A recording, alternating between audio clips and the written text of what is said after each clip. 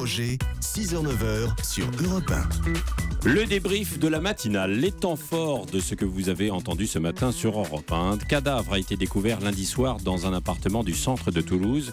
Une étudiante de 23 ans qui n'avait plus donné signe de vie depuis 2 semaines. Le corps décomposé reposait dans une malle. Walid Berissou a recueilli le témoignage des voisins de la victime. C'était à 7h30 sur Europe 1. J'ai juste entendu une dispute violente. Il y avait des voix masculines, des voix féminines. Oui, 2 voix d'hommes et une voix de femme. Elle a juste crié un moment, arrêtez-vous, et puis ça s'est tué. On s'est dit, il y a quand même un souci après cette dispute. Elle avait 23 ans, elle était très active sur les réseaux sociaux, avec tous ses amis, elle donnait tout le temps des nouvelles, elle était au courant de tout le monde, de toute sa vie. Donc voilà, c'est pour ça que ses amis se sont très vite inquiétés, sa famille s'est très vite inquiétée. C'est ce qui a après tout déclenché. Le Morbihan rend un dernier hommage à ses enfants. Les obsèques des 4 adolescents morts le week-end dernier sur la route vont avoir lieu dans la journée. Marguerite Lefebvre est sur place pour Europe 1 à 8h. Elle décrivait le recueillement à Rouen.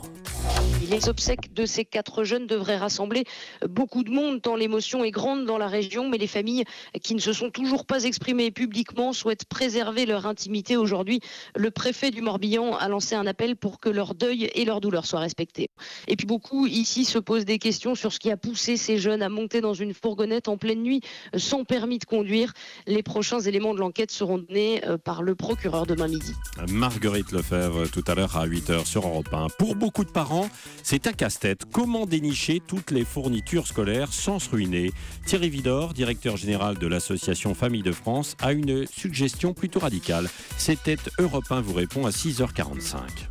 Le premier des conseils, c'est de ne pas faire ses courses avec ses enfants. Parce que là, l'enfant il devient un prescripteur. Ils vont être sujets aux marques, ils vont être sujets à la publicité.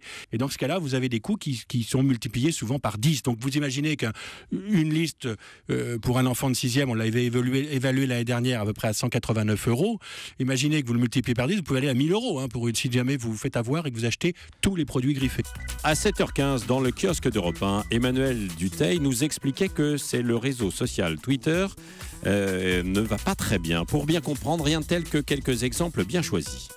Ce fameux réseau social où l'on raconte en 140 signes sa vie, où l'on poste des informations comme en ce moment Europe 1 Matin avec le hashtag E1 Matin, où l'on sait que Jeanne Daudet a cherché à joindre le président des agriculteurs du Finistère le 23 juillet dernier, où Samuel Etienne remerciait il y a 11h un fan de l'avoir félicité pour son excellente prestation hier soir au 19-20 de France 3, bravo Samuel, et où Patrick Roger nous mettait l'eau à la bouche le 21 juin dernier avec un poulet rôti qui avait l'air délicieux.